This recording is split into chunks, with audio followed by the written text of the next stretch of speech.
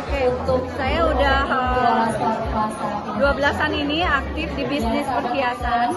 Saya bersama partner saya Sri, Lus Rusda, sama Rangga Makarin. Sekarang kita ada 8 toko perhiasan. Nah ini salah satu toko kami lagi reopening di Plaza Indonesia gitu. Jadi hari ini tuh lagi undang banyak performing customer. Tadi ada performing art, ada Chelsea Islan juga baca puisi, ada choir, dan mingle ketemu sama teman-teman media dan juga customer kita gitu. Kenapa sih memilih mungkin lebih kayak perhiasan gitu? Kenapa memilih bisnis perhiasan? Sebenarnya disebabkan karena saya kan sangat menyukai motif-motif warisan leluhur ya yang ada di dalam perhiasan gitu. Nah dari situ tuh saya ngelihat betapa banyak motif-motif yang kita tidak ketahui. Awalnya saya membuat buku tentang biografi kreatif seorang maestro perhiasan yang bernama Desak Nyamaswardi. Nah dari dia saya kenal putrinya yang namanya Sri, yang dia lagi struggling membangun bisnisnya, mencoba mengkawinkan sesuatu hal yang heritage atau warisan leluhur kita tapi dengan gaya kontemporer. Akhirnya kita collaborate, saya bikin konsep kreatifnya, beliau bikin desainnya gitu lah. Akhirnya berkembang dari tukang kami yang hanya 6 atau 8 orang, akhirnya sekarang hampir mau 100 orang. Nah, ini bisa store di Plaza Indonesia udah besar ya? Iya, alhamdulillah. Jatuh bangunnya seperti apa membangunnya? Iya, ya tentunya jatuh bangunnya adalah tentang diri kita sendiri sih, gimana agar kita konsisten dengan apa yang kita cita-citakan. Tokonya Tulola itu ada di Bali, ada di Warung Made di Bali, lalu di Jakarta, di Surabaya ada di Tunjungan Plaza 3, lalu ada di Jakarta ada di Plaza Senayan, di Senayan City, di Pondok Indah Mall, di Asta, ada di Sarinah, dan ada di Plaza Indonesia. Berarti dalam keseluruhan 12 tahun ini mungkin yang tersulit? Yang paling tersulit adalah membuat diri kita konsisten sih, dan kita terus mau berkarya. Tapi sebenarnya itu hal yang menyenangkan. Tantangannya adalah ketika banyak yang mencontek, bikin plagiat karya-karya kita. Tetapi awalnya tentu kita agak patah hati. Tetapi saya percaya ya, kita kan membuat karya ini lahir dari banyak inspirasi yang ada di Indonesia ya. Mau itu dari alamnya, bahkan dari lagu-lagunya, bahkan dari karya sastranya. Jadi kita terus berkembang sampai akhirnya kita udah nggak ragu lagi untuk terus maju dan bergerak. Dan ini karya kita ya, perhiasan-perhiasan kita dari motif leluhur kita dan motif modern yang kita kawin itu mampu bersaing dengan brand-brand asing, dan juga pengen memberikan keyakinan kita bahwa market Indonesia sangatlah kuat. Kalau udah kuat di Indonesia akan lebih mudah untuk kita melebarkan sayap di negara-negara lain. Berarti pernah ada pengalaman sebelumnya dicontek atau? Ya udah pasti, tapi ya nggak apa-apa juga sih gitu. Maksudnya nggak apa-apa, setiap karya kan pasti kalau dianggap dicontek berarti berhasil gitu. Yang penting kan akan terus maju, terus menjaga kualitas. Nah jadi quality control kita juga nomor 1 gitu. Makanya kita beruntung, kita partnernya bertiga ya, ada saya, Sri, dan Franka. Jadi kita bisa bagi-bagi badan.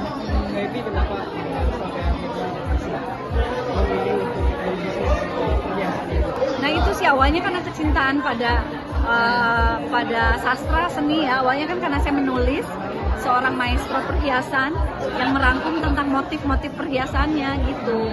Jadi saya kayak nggak mungkin bisnis tiba-tiba batu bara gitu ya, karena memang tidak paham. Jadi ya memang berhubungan dengan seni, budaya, dan tradisi.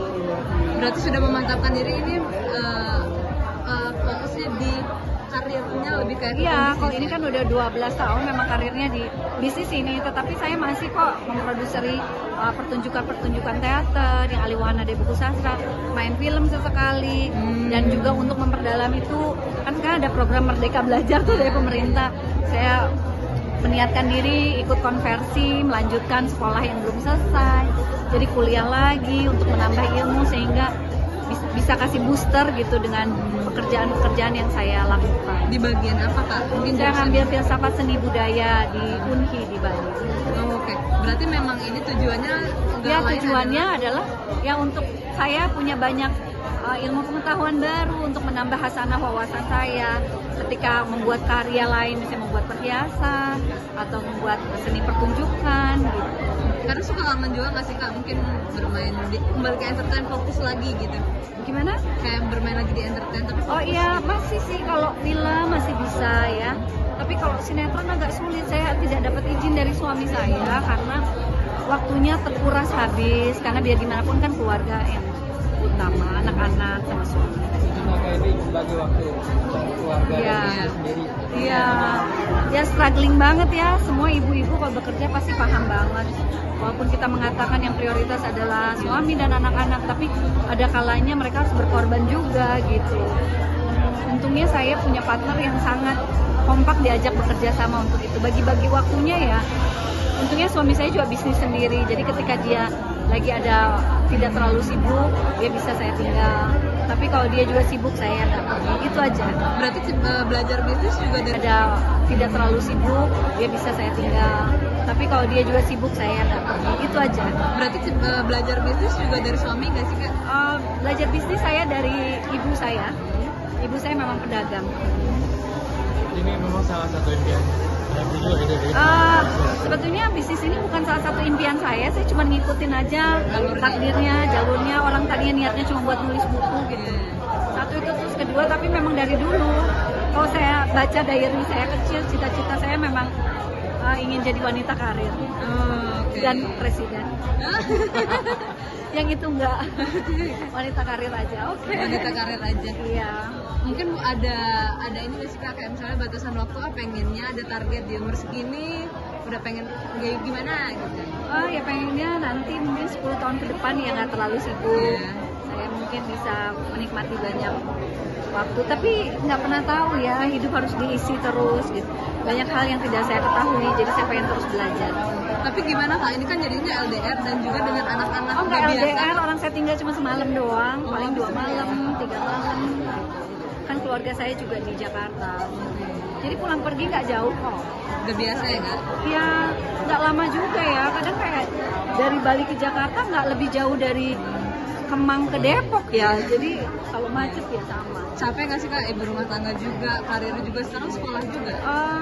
Enggak juga sih, karena punya support system ya, ada keluarga yang support, ada suami bekerja sama.